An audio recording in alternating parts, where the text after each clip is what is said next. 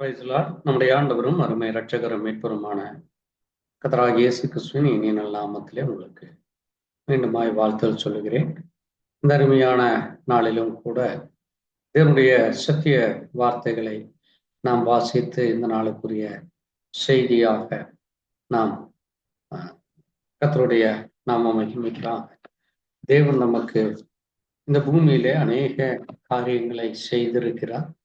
அதிலே அவர் தன்னுடைய பிள்ளைகள் எவ்விதமாக இந்த பூமியிலே ஜீவிக்க வேண்டும், அந்த பிள்ளைகளுடைய காரியங்கள் அவர்கள் எப்படிப்பட்ட ஜனங்களாக இருக்க வேண்டும் என்று கர்த்தர் நமக்கு வேதத்திலே சொல்லி இருக்கிற வார்த்தைகள் மூலமாய் நாம் இந்த நாளுக்குரிய செய்தியை நாம் தியானிப்பதற்கு வேதத்திலே 1 பேதுரு 5ஆம் அதிகாரம் 8ஆம் வசனத்திலிருந்து ஒரு காரியத்தை வாசித்து நாம் இந்த நாளுக்குரிய தியான செய்தியாய் நாம் தியானிக்கலாம். 1 பேதுரு 5:8 தெளிந்த புத்தி உள்ளவர்களாய் விழித்திருங்கள், ஏனெனில் உங்கள் எதிராளியாகிய பிசாசானவன் கர்ச்சிக்கிற சிங்கம் போல் எவனை விழுங்கலாமோ என்று வகை தேடி சுற்றித் திரிகிறான் என்று இங்கே சொல்லப்பட்டு வாசித்த வார்த்தைகளை கர்த்தர் ஆசீர்வதித்து தரும்படியாக நாம் ஒரு நிமிஷம் ஜெபிக்கலாம். எங்களை நேசிக்கிற எங்கள் நல்ல ஆண்டவரே, கர்த்தராகிய இயேசு கிறிஸ்துவின் அருமையான நேரத்திலே நம்முடைய சத்திய வார்த்தையை வாசிக்கும், அதை குறித்து தியானிக்கவும் நீர் கொடுத்த இந்த நேரத்திற்காக நன்றி செலுத்துகிறோம். அதனுடைய மகிமைகளை, மகத்துவங்களை, அதிலே சொல்லப்பட்ட அற்புதமான காரியங்களை குறித்து தியானிக்க தேவ கிருபையை தாரும். தொடர்ந்து உடைய இரக்கத்திலும் தயவிலும் அதிலே காணப்படுகிற ஆசீர்வாதமான காரியங்கள், எச்சரிப்புகள், அதிலே சொல்லப்பட்டிருக்கிற காரியங்களை புரிந்து கொள்ள தேவ கிருபையை தான். நாம் ஒன்று மாத்திரம் மகிமைப்படட்டும், நீரை மகிமைப்படும். எல்லாவற்றையும் இயேசு கிறிஸ்துவனுடைய பரிசுத்த நாமத்தில் கர்த்தர் தாமே உங்கள் ஒவ்வொருவரையும் ஆசீர்வதிப்பாராக. ஆண்டவராகிய இயேசு கிறிஸ்துவின் இனிய நல்ல நாமத்திலே உங்களுக்கு வாழ்த்துக்களை சொல்லுகிறேன். இந்த நேரத்திலும் வாசித்த சத்திய வார்த்தைகளை குறித்து நாம் இன்றைக்கு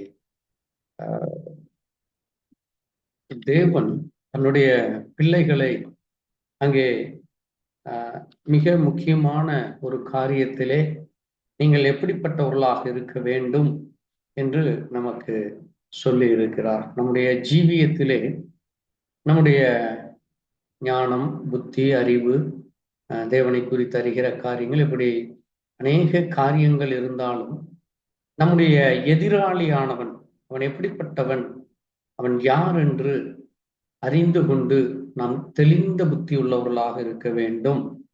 ஏனென்றால் நாம் விழித்தில்லாவிட்டால், நாம் விழிப்புடன் இல்லாவிட்டால், அவன் அங்கே சிங்கம் எப்படி அது கர்ச்சித்து தன்னுடைய உணவுக்காக அது எந்த மிருகத்தையும் கொன்று போடுகிற அது வல்லமை உடையதாக இருக்கிறது. எவ்வளவு பெரிய காண்டாமிருகம் ஆனாலும் சரி, அல்லது யானை ஆனாலும் சரி, அதை கொன்று போடுகிற அளவுக்கு அதற்கு பலன் இருக்கிறது.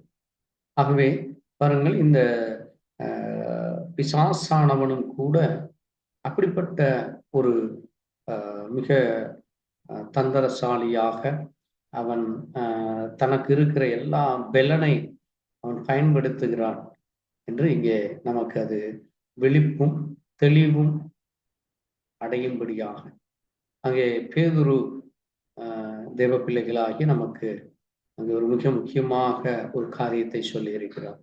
இந்த நேரத்திலே நம்முடைய எதிராளி என்று சொல்லப்படுகிற இந்த பிசாசானவனை குறித்து நாம் வேதத்திலே சொல்லப்பட்ட மிக முக்கியமான காரியங்களை குறித்து நாம் இன்றைக்கு தியானிக்க போகிறோம். இன்னைக்கு அநேகர் சொல்லுவார்கள், பிசாசானவன் அவன் தேவனாலே படைக்கப்பட்டு அவன் கேருவானவன், அவன் அங்கே தேவனுடைய அந்த ஆராதனை ஸ்தலத்திலே ஒரு ஆராதனைக்காரனாக அவனுடைய இருதயமானது மேட்டுமை அடைந்து அவன் தன்னை தேவனுக்கு சமமாய் உயர்த்ததினாலே இந்த பூமியிலே தள்ளப்பட்டான். அவன் லூசிபர் என்று பெயர் என்று இப்படி சொல்லுகிறோம். ஆனால் அவனுடைய கிரியைகளும் அவனுடைய திட்டங்களும் அவன் செய்து கொண்டிருக்கிற காரியங்கள், இன்னும் செய்ய போகிற காரியங்களை வேதம் நமக்கு எச்சரிக்கையுடன் சொல்லப்பட்டிருக்கிறது. அவன் எவ்விதமாக அவன் செய்து கொண்டிருக்கிறான் என்று நாம் இன்றைக்கு வேதத்தின் மூலமாக பார்க்கலாம். அதில் மிக முக்கியமான ஒரு காரியமானது அங்கே 1 தீமோத்தேயிலே இன்னும் அங்கே வேதத்திலே அநேக காரியங்களை நம்ம பார்க்கிற பொழுது பிசாசானவன் அவன் வஞ்சிக்கிற ஆவிகளை உடையவனாக இருக்கிறான். அது மட்டுமல்ல, பிசாசுகள் பொய் சொல்லுகிறதை அவன் வழக்கமாக கொண்டிருக்கான். தான் ஆண்டவராகிய இயேசு கிறிஸ்து சொல்லும் பொழுது, உங்கள் பிசாசான உங்கள் தகப்பனாகிய பொல்லாங்கனால் நீங்கள் உண்டாயிருக்கிறீர்கள், நீங்கள் பிசாசானவன் பிள்ளைகள் என்று அங்கே சொல்லப்பட்டிருக்கிறார். அவன் பொய்யனும் பொய்யுக்கு பிதாவுமாய் இருக்கிறான் என்று வேதத்திலே நாம் அவனை குறித்து வாசிக்கிறோம். பாருங்கள், பொய் பேசுகிறது அது தேவனுடைய பிள்ளைகள் அல்ல, அது பிசாசினுடைய தந்திரமாக இருக்கிறது. அவன் ஜனங்களுடைய சிந்தையிலே, ஜனங்களுடைய இருதயத்திலே அவன் பொய்யை பேசும்படியாக அங்கு பொய்களை சொல்லி அவன் வஞ்சிக்கிற அந்த சிந்தையை, அந்த ஆவியை ஜனங்களுக்கு கொடுத்து அவர்கள் வஞ்சிக்கப்படும்படியா, ஏமாற்றப்படும்படியா, மற்றவர்கள் அவனை குறித்து அங்கே தவறாக பேசும்படியாக அவன் அப்படிப்பட்ட கிரியைகளை செய்கிறவனாக இருக்கிறான். அது மட்டுமல்ல, பிசாசு என்பது தேவன் ஒருவராக இருக்கிறார், ஆனால் பிசாசு என்பது அது ஒரு கூட்டமாக இருக்கு. ஆகவே அவன் எல்லா இடங்களிலேயும் அவன் ஒரு அசுத்தாவிகளினுடைய தலைவனாக இருக்கிறான். அவன் பெயல்செபூல், பிசாசுகளின் தலைவன் என்று அங்கே நாம் பார்க்கிறோம். அந்த பிசாசானவன் அவன் லூசிஃபர் என்றும், அவன் தேவனுடைய ஆலயத்திலே நான் ஏறுவேன், நட்சத்திரங்களுக்கு மேலாக நான் உயர்த்துவேன், நான் தேவனுடைய பர்வதத்திலே இருப்பேன் என்று ஏசாயா 14ஆம் அதிகாரத்திலே 13ஆம் வசனத்திலே நாம் பார்க்கிறோம். அது மட்டுமல்ல, எசேக்கியேலிலே பார்க்கிற பொழுது அவன் தேவனுடைய தோட்டமாகிய ஏதேனில் இருந்தவன், அவன் தேவனுக்கு விரோதமான காரியங்களை செய்ததால் அவனிடத்திலே அநியாயம் காணப்பட்டது என்று அந்த எசேக்கியா 28ஆம் அதிகாரத்திலே 14, 15, 13 மற்றும் 17 வசனங்கள் வரை அவனை குறித்து சொல்லப்பட்டு இருக்கிறது. அவன் காப்பாற்றுவதற்காக தேவனால் அபிஷேகம் பண்ணப்பட்ட கேரூபாக இருக்கிறான் என்று நாம் அங்கே பார்க்கிறோம். அது மட்டுமல்ல, அங்கே ஏசாயாவிலே பார்க்கிற பொழுது அவனுடைய இருதயமானது தேவனுக்கு ஒப்பாவேன், தேவனுடைய பர்வதங்களிலே மேலாக நான் இருப்பேன் என்று சொல்லி அவனுக்குள்ளாக ஒரு மேன்மையான சிந்தனைகள், அங்கே தேவனை விட தன்னை மற்றவர்கள் மதிக்க வேண்டும், தன்னை மற்றவர்கள் அங்கே பெருமை பேச வேண்டும், அவனை ஆராதிக்க வேண்டும், அவனை துதிக்க வேண்டும், அவனை மகிமைப்படுத்த வேண்டும், அவனை புகழ வேண்டும் என்று அவனுக்குள்ளாக அப்படிப்பட்டதான ஒரு பொல்லாத சிந்தைகள் இருக்கும். ஏனென்றால் ஆராதனைக்குரியவர் தேவன் ஒருவர் மட்டுமே, துதிக்கு பாத்திர தேவன் ஒருவர் மட்டுமே, மகிமை உடையவர் தேவன் ஒருவர் மட்டுமே, கனத்துக்குரியவர் தேவன் ஒருவர் மட்டுமே. அப்படிப்பட்ட தேவனை இவன் தனக்கு தான் அந்த தேவனுக்கு சமமானவன் என்று அப்படிப்பட்டதான ஒரு பொல்லாத சிந்தனைகளை உடையவனாக இருக்கிறான். அது மட்டுமல்ல, பாருங்கள், பிசாசானவன் என்ன செய்கிறான் என்றால், அவன் இந்த பூமியிலே அவன் பொல்லாங்கன் என்று ஆண்டவர் இயேசு கிறிஸ்து அங்கே மத்தேயு 13:19 சொல்லுகிறார். அது மட்டுமல்ல, யோவான் 12:31 ஆண்டவர் அவனை குறித்து சொல்லும் பொழுது அவன் இந்த உலகத்தின் அதிபதியாக இருக்கிறான்.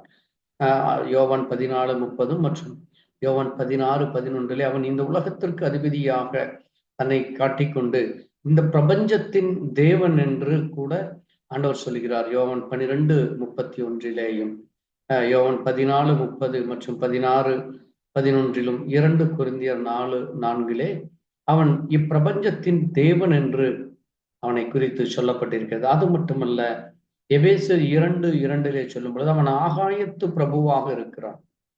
அவன் ஒரு பிரபுவாக இந்த ஆகாயத்தை தன்னுடைய வசப்படுத்தி கொண்டு அவன் அதனுடைய பிரபுவாக இருக்கிறான். இது மட்டுமல்ல, அவன் மோசம் போக்குகிறவனாக பிசாசாக இருக்கிறான் என்று வெளிப்படுத்தல் 12:9 அவனை குறித்து சொல்லப்பட்டிருக்கிறது. இயேசு இடத்திலே அவன் வந்த பொழுது அவனை சோதனைக்காரன் என்று அங்கே வேதம் மத்தேயு 4ஆம் அதிகாரம் 3 1 தெசலோனிக்கேயர் 3:5 அவன் ஒரு சோதனைக்காரனாக வருகிறான். வெளிப்படுத்தல் 12:9 மற்றும் 20:2 சொல்லும் பொழுது அவன் பிசாஸ் என்றும் சாத்தான் என்றும் வலு சர்ப்பம் என்றும் அவனை குறித்து சொல்லப்பட்டிருக்கிறது. ஆதியாகமம் 3ஆம் அதிகாரம் 1 மற்றும் 4ஆம் வசனத்திலும் மற்றும் அங்கே வெளிப்படுத்தல் 12:9 அவன் சர்ப்பம் என்றும் பழைய பாம்பு என்றும் அவனை குறித்து சொல்லப்பட்டிருக்கிறது. பாருங்களோ, ஒரு பிசாசுக்கு எவ்வளவு பெயர்கள்! தேவனுக்கு 1000 பெயர்கள் இருப்பதை போல இவனுக்கும் அநேக பெயர்கள் இருக்கு. அவன் ஒவ்வொரு பெயரிலேயும் ஜனங்களை அவன் மதிமயக்கி கொண்டிருக்கிறான். அது மட்டுமல்ல, லூசிபர் என்றால் அது ஒளியின் தூதன் என்று அர்த்தமாக இருக்கிறது. அவன் பாருங்கள், அங்கே அவன் சாத்தான் என்றால் அவன் எதிராளியாக, அங்கே இப்பொழுது நாம் வாசித்த உங்கள் எதிராளியாகிய பிசாசானவன் என்று பேதுரு 1 பேதுரு 5ஆம் அதிகாரம் 7ஆம் வசனத்திலே சொல்லப்பட்டிருக்கிறது. அது மட்டுமல்ல, வெளிப்படுத்தல் 9:11 அவன் பாதாளத்தின் தூதன் என்றும் அவன் அழிப்பவன் என்றும் அவன் அங்கே ஜனங்களை மரணத்தை கொண்டு ஜனங்களை அழித்து கொண்டிருக்கிறான் என்று அவனை சொல்லப்பட்டிருக்கிறது. அது மட்டுமல்ல, அங்கே சங்கீத புத்தகத்திலே வாசிக்கிற பொழுது சங்கீதம் 91:3 அவன் வேடனாக இங்கே குருவிகளை கொன்று குவிக்கிற ஒரு வேடனாக அவன் இருக்கிறான். அது மட்டுமல்ல, மத்தேயு 13:25 அவனை குறித்து சொல்லும் பொழுது அவன் களைகளை விதைக்கிறவனாக இருக்கிறான் என்று அவனை சொல்லி, யோவான் 10:12 ஆண்டவர் சொல்லும் பொழுது அவன் ஓனாய் என்று அவனை சொல்லுகிறார். இப்படியாக பாருங்கள், அவன் இந்த பூமியில் உள்ள விலங்குகளோடு சர்ப்பமாக, அங்கே களைகளை விதைப்பவனாக, ஓனாயாக, கர்ஜிக்கிற சிங்கமாக, இப்படி அவனை குறித்து சொல்லப்பட்டிருக்கிறது. அது மட்டுமல்ல, சாத்தான் அவன் என்ன செய்து கொண்டிருக்கிறான் என்று பார்க்கிற பொழுது அவன் இந்த உலகத்திலும் அங்கே பெரியவனாக தன்னை காட்டிக் கொண்டிருக்கிறான். ஆகவேதான் நாம் அவனை இன்றைக்கு அநேக ஜனங்கள் அவனை ஒரு பெரிய காரியமாக பேசிக்கும், அவனை மகிமைப்படுத்தி கொண்டும் அவனை கனப்படுத்தி கொண்டும் இருப்பதை நாம் பார்க்க முடிகிறது. அது மட்டுமல்ல, அவன் ஆண்டவரிடத்திலே சொல்லும் பொழுது கூட, இந்த பூமி எனக்குரியது, இந்த உலகம் எனக்குரியது, என்னை நீ வணங்கினால் நான் இந்த பூமியை நான் உனக்கு தருவேன் என்று மத்தேயு 4ஆம் அதிகாரம் 8:9 இயேசு கிறிஸ்துவனிடத்திலே அவன் அப்படி சொல்லுகிறான்.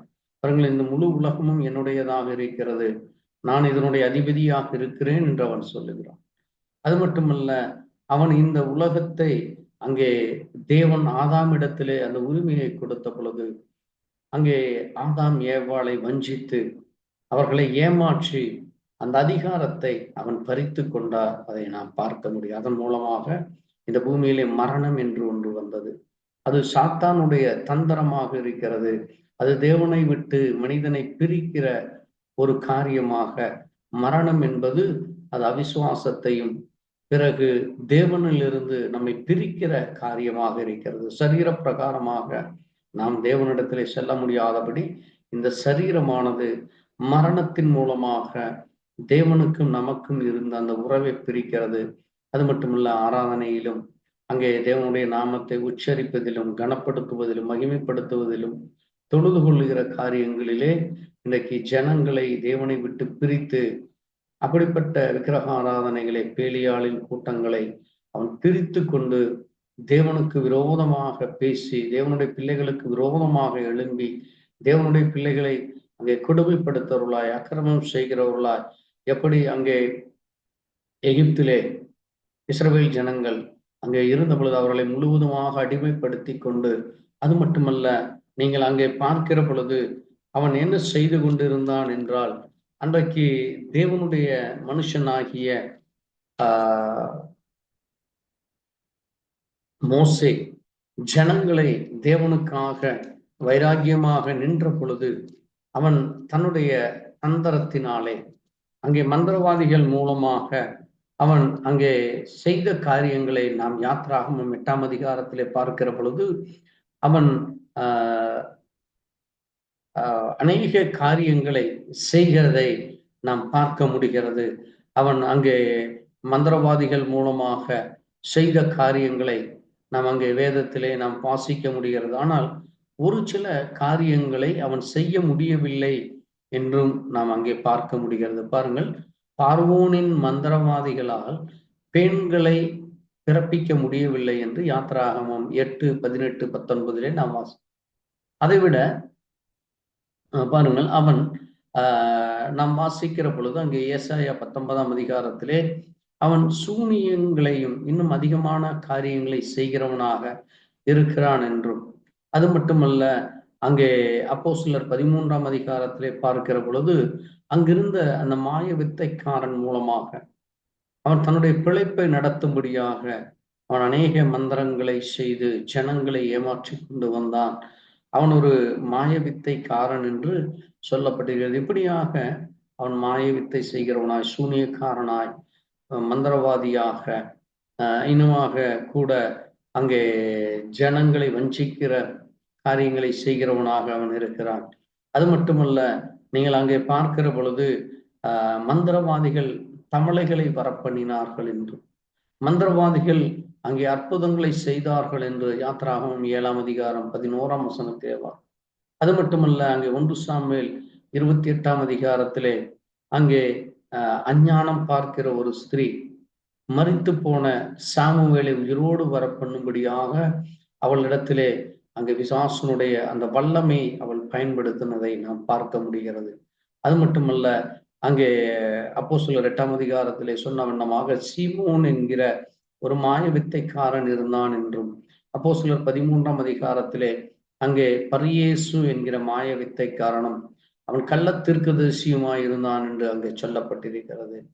அது மட்டுமல்ல, அப்போஸ்தலர் 16ஆம் அதிகாரத்திலே குறி சொல்லுகிற அந்த ஏவுகிற ஆவி உடைய பெண்கள் இருந்தார்கள் என்று, இப்படியாக அவனுடைய செய்கைகள் தேவனுக்கு விரோதமாக, ஜனங்களுடைய காரியங்களுக்கு விரோதமாக காணப்படுகிறதை நாம் பார்க்க முடிகிறது.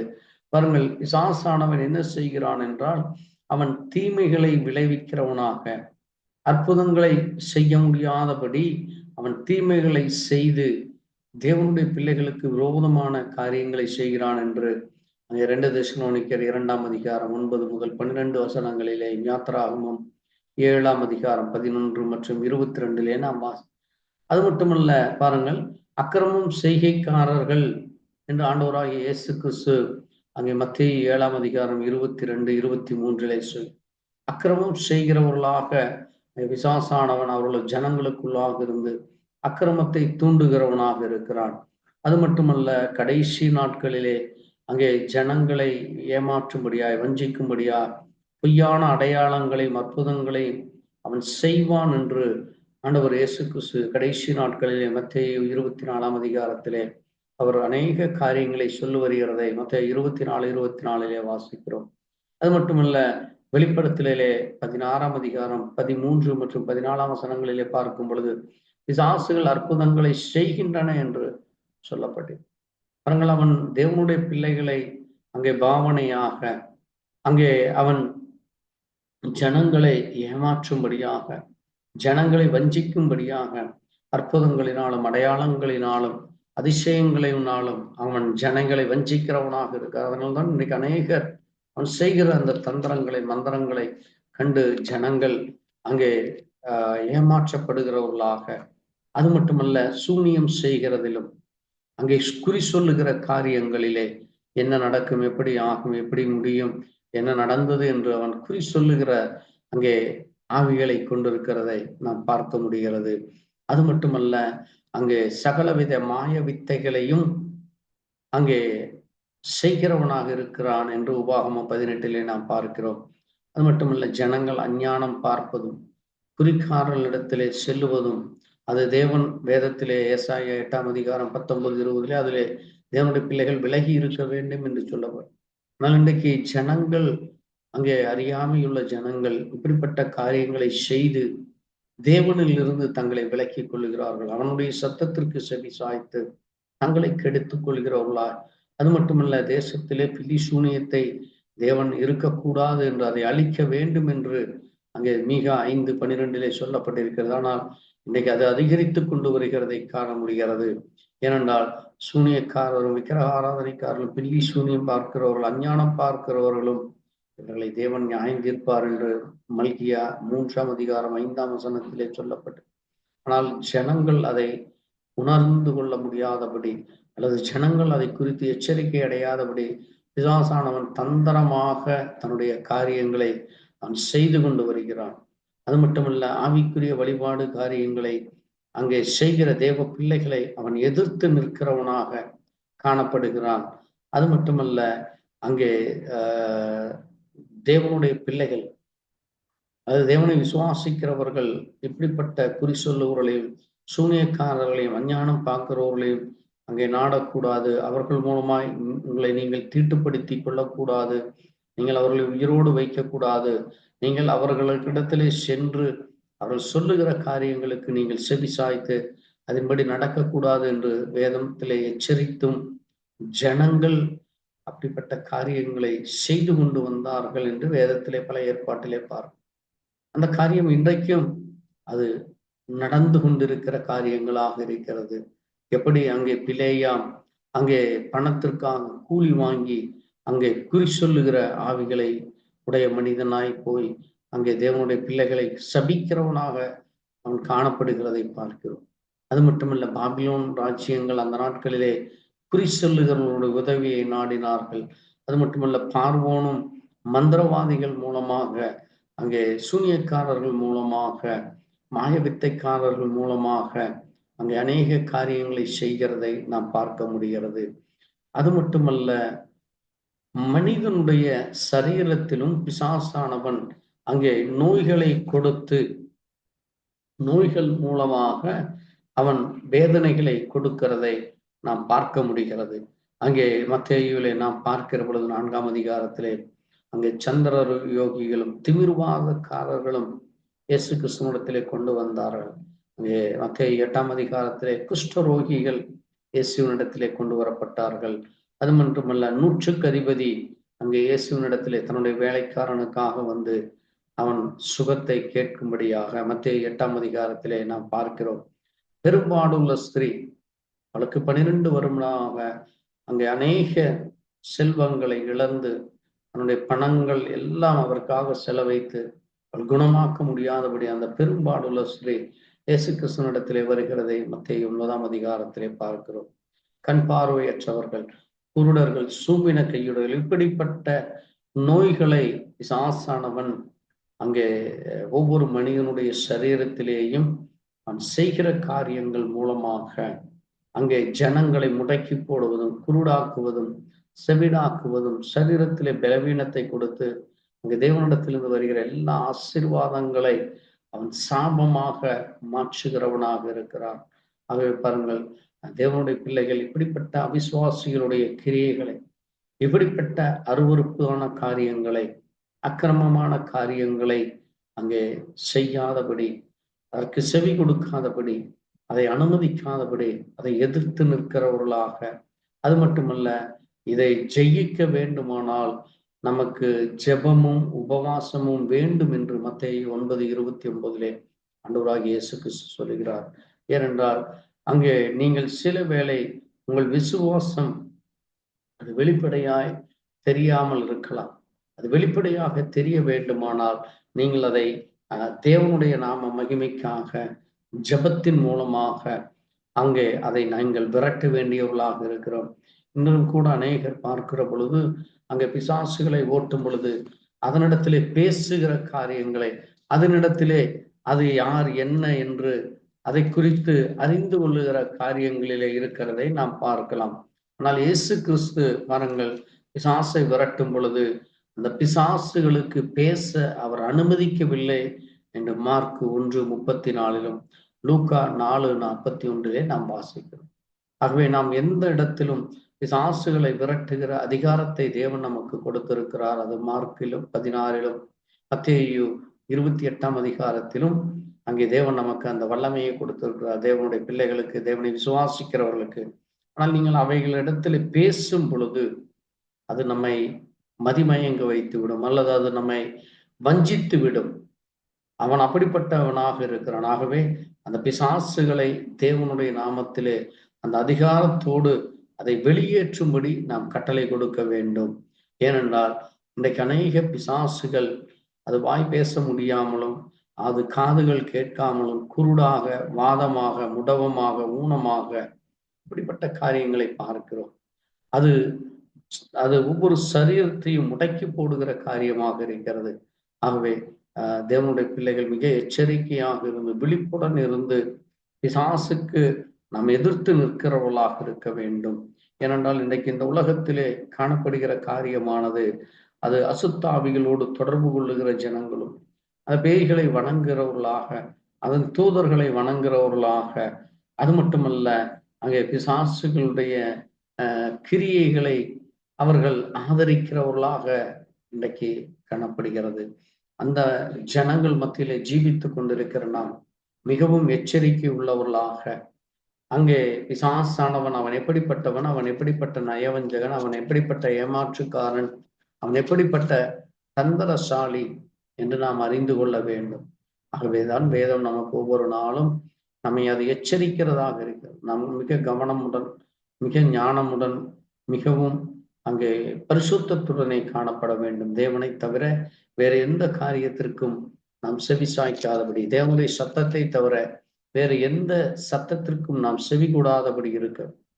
ஏனென்றால் வேதம் சொல்லுகிறது, அங்கே பாருங்கள், அன்றைக்கு பிசாசானவன் அவனுடைய கிரியைகளும் அவனுடைய செய்கைகளும் அது அற்புதங்களும் அதிசயங்களோடும் காணப்படும் என்று வெளிப்படுத்தலிலேயும் தெசலோனிக்கேயும் மத்தேயுவிலும் யாத்ராகமத்திலும் அது தேவன் அவன் எப்படிப்பட்டவனாய் இருப்பான், அவன் என்ன அங்கே தீமைகளை விளைவிப்பான், என்ன அற்புதங்களை அவன் செய்வான் என்று இந்த பகுதிகளிலே சொல்லப்பட்டு அவன் இப்படிப்பட்ட காரியங்கள் நடக்கிற பொழுது அது உண்மையாகவே ஒரு ஊழியக்காரர் செய்ததா அல்லது யாருடைய ஊழியக்காரர்கள், தேவனுடைய ஊழியக்காரர்களா பிசாசனுடைய ஊழியக்காரர்களா? தேவனுடைய ஊழியக்காரர்கள் என்றால் அது வேதத்தோடு ஒத்துப்போய் இருக்க வேண்டும். அது வேதத்திற்கு அது அடிப்படையாக அது இணங்க வேண்டும். வேத வார்த்தைகளோடு அது சரியாக பொருந்த வேண்டும். வேதத்திற்கு விரோதமாய் எந்த ஒரு காரியம் நடந்தாலும் அந்த தந்திரங்களுக்கு, அந்த அருவறுப்புகளுக்கு, அப்படிப்பட்ட செய்கைகளுக்கு, அப்படிப்பட்ட காரியங்களுக்கு நாம் மிக எச்சரிக்கையுள்ளவர்களாக இருக்க வேண்டும். ஏனென்றால் இன்றைக்கு ஜனங்களை ஏமாற்றும்படியாக அவன் அநேக தந்திரங்களை, அவன் அநேக காரியங்களை அவன் செய்து கொண்டு அங்கே 1 பேதுரு 5 வாசிக்கிற பொழுது அவன் சுற்றித் திரிகிறவனாய் கட்சிக்கிறவனாக இருக்கிறான். அவன் தேவனுடைய பிள்ளைகளை ஏமாற்றுவதற்கு அவன் எந்த நேரமும் அவன் காத்து கொண்டிருக்கிறான். ஆகவேதான் அவன் இந்த ஆகாயத்த பிரபுவா, இந்த பூமியின் அதிபதியாக, அது மட்டுமல்ல தேவனுடைய ஜனங்களை வியாதியினாலும் வறுமையினாலும் குழப்பத்திலும் போராட்டத்திலும் அவன் ஒவ்வொரு நாளும் தடைகளை கொண்டு வருகிறவனாக, ஆராதிக்க முடியாதபடி, ஜெபிக்க முடியாதபடி, வியாதிகள் மூலமாக, அங்கே உணவுகள் மூலமாக, அங்கே காற்றின் மூலமாக, தண்ணீரின் மூலமாக வியாதிகளை கொடுத்து கொண்டு ஜனங்களை அங்கே தேவனுக்கு விரோதமாக பேசும்படியா, தேவனுக்கு பிரியமில்லாததை செய்யும்படியா அவனை தன்னுடைய தந்திரங்களை பயன்படுத்தி கொண்டு வருகிறான். ஆகவே தேவனுடைய பிள்ளைகளாகிய நாம் மிகவும் எச்சரிக்கையோடு இருந்து, விழிப்போடு இருந்து, தெளிந்த புத்தி உள்ளவர்களாக இருந்து, நம்முடைய எதிராளியாகிய பிசாசானவன் எப்படி கட்சிக்கிற சிங்கம் போல் வகை தேடி சுற்றி திரிகிறான், அவனுடைய எல்லா தந்திரங்களை, அவனுடைய எல்லா காரியங்களை நாம் அறிந்து கொள்ள வேண்டும். எப்படி ஒரு போருக்கு செல்லுகிற பொழுது ஒரு போராளி, ஒரு சோல்ஜர், அவன் எப்படி தன்னை ஆயத்தப்படுத்தி கொண்டு அந்த வாளை, சண்டையிடுவதற்கான வாளை எப்படி பயன்படுத்த வேண்டும், அது எப்படி சுழற்ற வேண்டும், அது எப்படி சுழற்றும் பொழுது நம்ம மேல் படாமலும் எதிராளியை எந்த இடத்திலே தாக்கினால் அவனுக்கு மரணம் ஏற்படும் என்றும், அதுபோல கேடயம் எப்படி பயன்படுத்த வேண்டும், தலைச்சீராவை எப்படி பயன்படுத்த வேண்டும், மார்க்கவசத்தை எப்படி பயன்படுத்த வேண்டும், பாதரட்சியை எப்படி பயன்படுத்த வேண்டும், இப்படி எல்லாவற்றையும் அறிந்து அங்கே தன்னை ஆயத்தப்படுத்தி அவன் போருக்கு செல்லும் பொழுது அவன் ஒரு ஜெய வீரனாக மாற முடியும். அதே போல தேவனுடைய பிள்ளைகளாகிய நாமும் பிசாசனுடைய எல்லா தந்திரங்களையும் நாம் அறிந்து கொள்ள வேண்டும். இன்னைக்கு நாம் தியானித்த காரியமானது அது பிசாசனுடைய எல்லா காரியங்கள், அவன் வேதத்திலே அவன் எப்படி அவனை குறித்து சொல்லப்பட்டு இருக்கிறது, அவன் எவ்விதத்திலே ஜனங்களை அவன் உபத்திரவப்படுத்தி கொண்டு தொல்லை செய்து கொண்டு தேவனுடைய வார்த்தைக்கு விரோதமான காரியங்களை செய்து கொண்டு கள்ள தீர்க்கதரிசியா, கள்ள போதகரா, கள்ள அபிஷேகம் பெற்றவர்களாக இருந்து கொண்டு வேதத்துக்கு புறம்பான அங்கே புரட்டுகளை செய்கிற வேத புரட்டனாய் இருக்கிறான் என்று வேதம் சொல்லி, அப்படிப்பட்டவனை நீ விட்டு விலகு என்று சொல்லி, ஆகவே நாம் மிகவும் எச்சரிக்கையாக இருந்து பிசாசனுடைய எல்லா தந்திரங்களை நாம் முதலாவது அறிந்து கொள்ள, நம்மை நாம் ஆயத்தப்படுத்திக் கொள்ள வேண்டும். அப்பொழுதுதான் அவனுக்கு நாம் எதிர்த்து நிற்க முடியும். அவன் நம்முடைய எதிராளியாக இருக்கிறான். ஆகவே நாம் எதிராளியுடைய சத்தத்திற்கு கேளாதபடி, அவனுடைய வார்த்தையை நாம் கவனியாதபடி, தேவனுடைய வார்த்தையை கவனி. தேவன் எந்த நோக்கத்திற்காய் நம்மை இந்த பூமியிலே தெரிந்தெடுத்து நம்மை ஆயத்தப்பட சொன்னாரோ, நாம் அதற்கென்று ஆயத்தப்பட்டு நாம் நித்திய ஜீவனை நோக்கி ஓடும்படியான எல்லா காரியத்திலும் ஜெயம் கொண்டவர்களாக இருக்க, நாம் ஜெயங்கொள்கிறவன் என்னோடு கூட பரதேசியில் இருப்பான் என்றான். ஆகவே நாம் ஜெயங்கொள்கிறவர்களாய் மாற தேவ வசனத்தையும் தேவனுடைய வார்த்தையும் வேதத்திலே சொல்லப்பட்ட எச்சரிப்புகளை, வேதத்திலே சொல்லப்பட்ட அடையாளங்களை, அற்புதங்களை நாம் அடையாளம் கண்டு அது யார் மூலமாய் வருகிறது, அது யாருக்கு மகிமை, அது யாருக்கு தொல்லை, யாருக்கு அது உபத்திரவம் என்று அறிந்து கொள்ள வேண்டும். அதுவே ஒரு ஞானமுள்ள பிள்ளைகளுக்கு, தேவனுடைய பயப்படுகிற பயத்தை உடையவர்களுக்கு, தேவனுக்கு கீழ்ப்படுகிறவர்களுக்கு தேவன் அந்த ஞானத்தை கொடுக்கிறார். அது நம்ம ஒவ்வொருவருக்கும் கொடுக்க அவர் விருப்பம் உள்ளவராய் இருக்கிறார். ஆகவே ஆவியானவர் சபைகளுக்கு சொல்லுகிறதை காதுள்ளவன் கேட்க கடவன் என்று வேதம் சொல்லி, ஆகவே நமக்கு தேவன் நல்ல செவிகளை கொடுத்திருக்கிறார், நல்ல கண்களை திறந்திருக்கிறார். நல்ல உதடுகளின் கனியாகிய ஸ்தோத்திர பலி செலுத்த தேவனை மட்டுமே கனப்படுத்த, அவர் ஒருவரையே நாம் கர்த்தராக, இரட்சகராக, பரிகாரியாக, சேவியராக, நம்முடைய எல்லா காரியத்திலும் முதல்வராக நாம் அவரை வைத்திருக்க, அவர் ஒருவரே என்று இந்த பூமியிலே ரட்சிப்பில்லை, அவர் ஒருவரே என்று நித்திய ஜீவன் இல்லை என்று நாம் உணர்ந்து கொண்டு, அவருக்காக நாம் இந்த பூமியிலே அவர் நம்மை எந்த நோக்கத்திற்காய் பிரித்தெடுத்தாரோ, அழைத்தாரோ, அந்த அழைப்பிலே அந்த சத்தத்திற்கு கீழ்ப்படிந்து இன்று அவருடைய சத்தத்தை கேட்பீர்களானால் என்று வேதம். ஆகவே அவருடைய சத்தத்தை நாம் கேட்டவர்களா, அந்த வார்த்தைக்கு கீழ்ப்படிந்தவர்களா இருக்க கர்த்தர் நமக்கு அப்படிப்பட்ட ஞானத்தை, புத்தியை கொடுப்பதற்காக ஸ்தோத்திரித்து நாம் ஜெபிக்கலாம். எங்களை நேசிக்கிற எங்கள் நல்ல ஆண்டவரே, கர்த்தராகிய இயேசு கிறிஸ்துவே, இந்த அருமையான வேளையிலே கர்த்தாவே, இந்த பூமியிலே ஆண்டவரே, எங்களுடைய எதிராளியான சாத்தானை குறித்து, அவன் எப்படிப்பட்டவன், அவன் எப்படிப்பட்ட மோசக்காரன், தந்திரக்காரன், அவன் எவ்விதமாய் இந்த பூமியிலே கிரிகளை செய்து கொண்டு வந்தான் என்று நாங்கள் அறிந்து கொள்ள தேவ கிருபை. வாசித்த வார்த்தைகளிலே சொல்லப்பட்ட காரியங்களை அநேகர் கேட்டு அதை புரிந்து கொள்ள நாங்கள் விழித்து இருக்கவும், எச்சரிக்கையுடன் இருக்கவும், எதிராளிக்கு நாங்கள் எப்படியாக ஆயத்தப்பட வேண்டும் என்று கர்த்தர் எங்கள் மேல் இரக்கம். வாசித்த வார்த்தைகள் மூலமாக உன்னை நாம் ஒன்று மாத்திரம் மகிழும். தொடர்ந்து உடைய இறக்கும் உடைய பிள்ளைகளாக எங்களுக்கு கிடைக்க வேண்டுமா, இயேசு கிறிஸ்துவினுடைய பரிசுத்த நாமத்திலே கர்த்தர் தாம் எங்களை ஒருவரையும் ஆசீர்வதிப்பாராக. எங்களுக்காய், எங்களுடைய ஊழியங்களுக்காய் ஜெபித்துக் கொள்ளுங்கள். கர்த்தர் உங்களோடு கொடுப்பாராக. Praise to God. Thank you Jesus. Amen.